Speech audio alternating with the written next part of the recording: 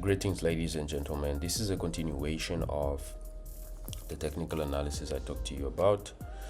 So, yet again, selecting the proper broker for this technical analysis is eventually going to be the most important task that we have. If you haven't yet followed or liked or subscribed to my channel, please feel free to do so. Please look in the description for the links that I've provided in order for you to follow me on Instagram, to join my community, and also to trade with me. All right, this information that I'm giving to you is really important. Now, after the selection of the pair that we're going to use, I've decided to choose between Saxo Bank, ICE markets, but then I saw that the pricing had so many gaps, and I prefer to change that because I need to have a chart which will not display so much failure. So here we were looking at the next broker, which was ICE markets, but it had a huge gap as well, and I didn't want to see that, so I removed my drawings and was trying to analyze on it. But then eventually I decided, no, I am going to use what is actually another broker. So I will search for that broker and then opt to work with it. All right.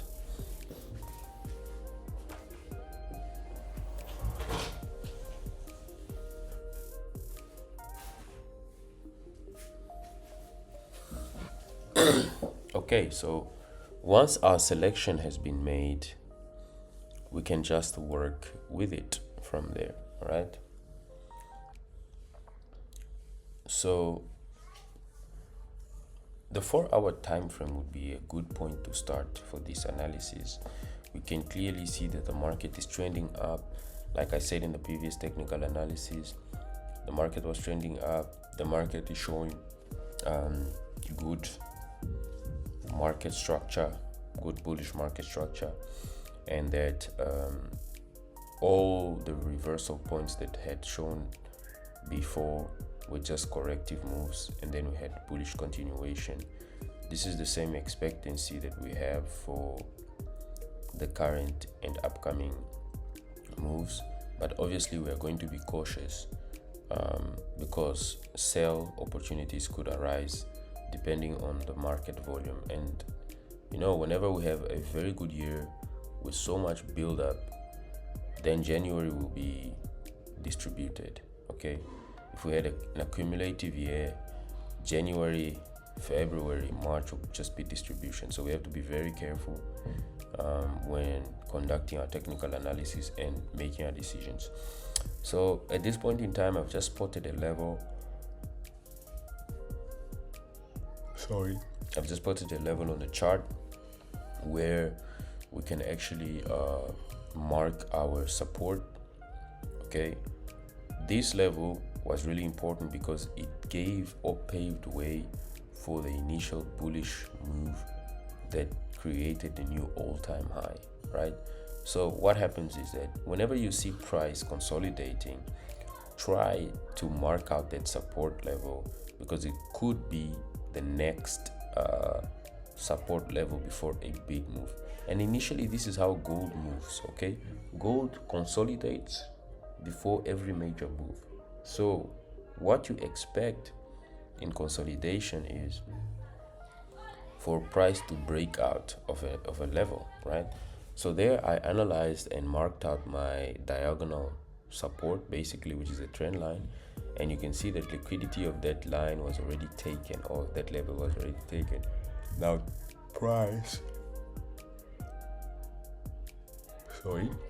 yet again is trying to find support to continue buying. Okay, this is a bit risky because support and resistance levels then become liquidity zones, and the market moves after grabbing liquidity. So we just have to wish that price doesn't take liquidity on the support levels that we are going to use to execute our trades.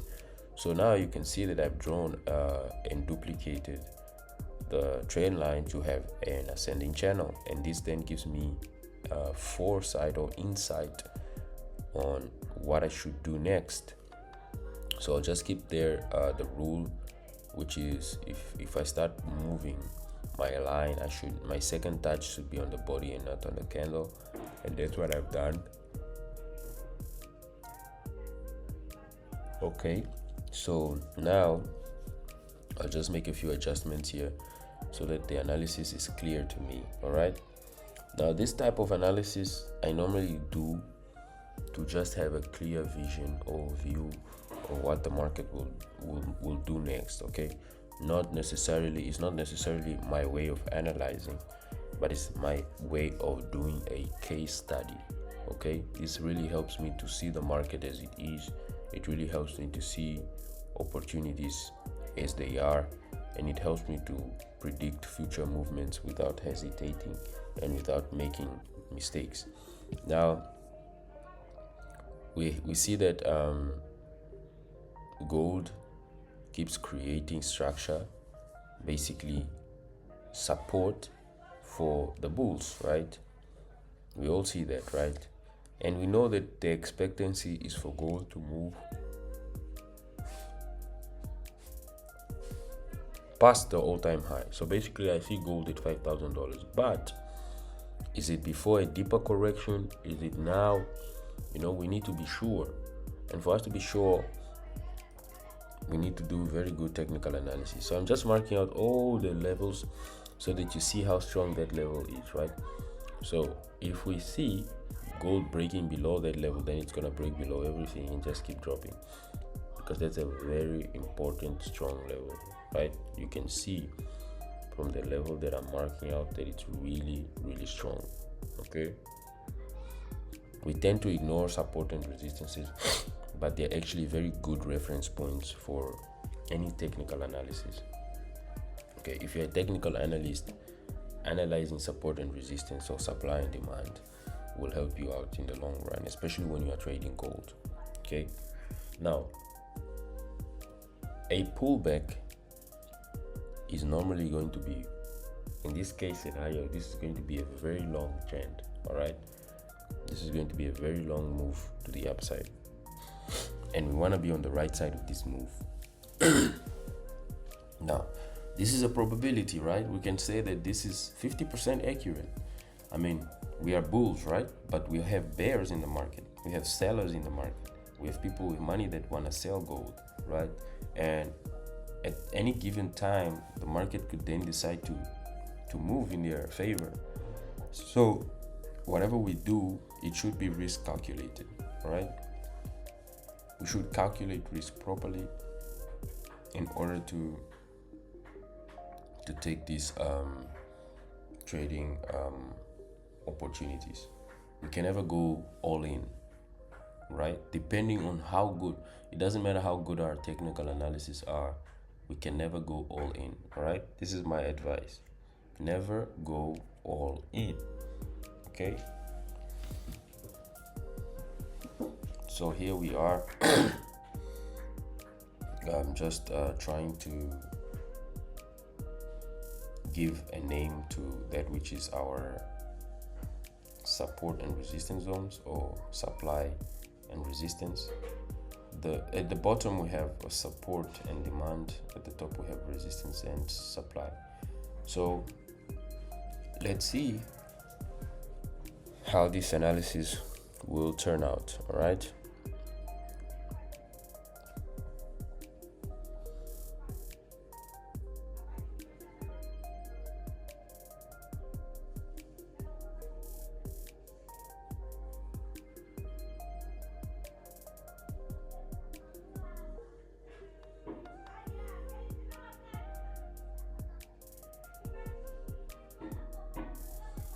so right now we are actually just marking out the Wyckoff schematics: accumulation, manipulation, and distribution. So right there we have accumulation, and at the top there we have manipulation, and then we have distribution. So I always say this: the application of this type of idea on any given chart is valid. Now there are certain times when you don't visualize it as it is, all right, but you should. It's really important. Okay, these are tested theories for many years. It's just the same as Elliot wave theory. It has been tested. It works. It is visible and valid at any given pair, at any given time frame. It exists. So applying this from time to time might also give you more accurate and more confident trading setups. So there we are going to mark out our distribution zone, just so that we can clearly understand. Okay, that's our manipulation zone, and now we have to see price tap into that level again. So I believe that gold will go up in the upcoming week, and if we do follow everything as we should, we might get we might have a good trading week this week. All right,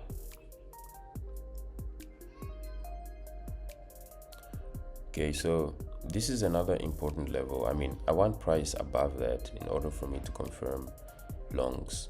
Okay, so that area is really sketchy for me, because I mean, apart from having a fair value gap there that needs to be filled, it's also a really important structure, because I mean, price tested that zone twice and dropped, and I want us to see price above that key level, test that key level, and continue going up if we want to see longs. Okay, because the way it is right now, that level looks like price could go back there and then just drop back down. So we have to be very careful. All right, this is our sell side liquidity. Okay, and the wick that you see there touching the gray area is the wick that took that liquidity. So this can clearly get you guys to understand what the market is doing. You have a clear view of the market. I give you two types of analysis. The previous I've just posted, and then this is the new one, so that you guys can have different view on what the market could do. And if you want to enter this trade, as soon as I enter the trade, look into the description of the video. All right, in the description of the video you will find respective links that will then direct you to a place where you can call home, a place where you can trade with me on a daily basis without fearing to be left alone. All right, this is exactly why I always encourage traders not to trade alone. Okay, they say trading is a lonely game, yes, but should you have company, it could be a better game to play. All right, you have an advantage, you have an edge, especially if your company is somebody with more experience than you have. So that's the week that took liquidity of the previous zone, so we can rest assured that gold will be bullish next week. All right, this is a confirmation that I have. This is the view that I have. So right now I'm just marking out the levels that I see as possible buy levels or buy zones. That's also a key level in my opinion. I expect price to either move up from where it is 4332 or drop down to 4162, and then maybe then it starts giving us some bullish momentum. But if price gets down to 4162, man, I believe that there should be difficulty having price go back up that instantly. Maybe in the second quarter of the year, that's when we could see price buying again if that should drop that way, because I mean, like, from the pink area, which is the key level that I've just drawn on the chart, to the SSL and that week, if price doesn't continue to move up, man, the buyers are going to be mad, because it looks like it's just gonna drop. So this is my analysis for the week. This is my projection. Okay, let's project. It's always good to project. The zones in blue and red, those basically anywhere in between there, we should be cautious, because we could have sellers try to do something there. I mean, it's a zone, right? It's a level, right? So it's a key level as well. Let's keep that in mind. Let's bear that in mind. And when price reaches or taps into that area, if you have trades running, protect your trades. If you intend to place shorts, be careful, because it will also depend on the bull pressure or the bullish pressure. So it's a key level for a reason. All right, normally when we say key level, it's a level that we have to watch for the price action, watch out for the price action before we take a decision. All right, we don't just enter immediately when price gets at a key level, unless you are a risky trader and you believe that your strategy works more than 60% of the time. Okay, so I'm now here busy mounting the Elliott wave theory. Okay, so I want wave 3 to be longer or higher than the all-time high. If that should happen, then I would have a clear confirmation that I am correct in this theory. So 1, 2, and then we have wave 3 should break. That we need a break of structure at this level, and after the break of structure at that level, we need a pullback to create wave 4 and have then wave 5 as continuation. Now, one thing you have to understand is between wave 0 to 1, there's other waves, okay, other impulsive waves in smaller time frames, and then from wave 1 to 2 we have a correction. We have an XABC correction, and wave 2 to 3 we also have another impulsive move or impulsive waves. So you need to understand how it works. You need to understand the mechanics of the Elliott waves in order to spot good trades and not make mistakes. So this is exactly what I'm looking to trade in the upcoming week, and I want you guys to trade with me. All right, so my video ends here. I hope you like and subscribe to the channel. I hope you'll be ready. I'll do my best to live trade this week to see if we can get as many trades together as possible. So I'll see you soon. Ciao.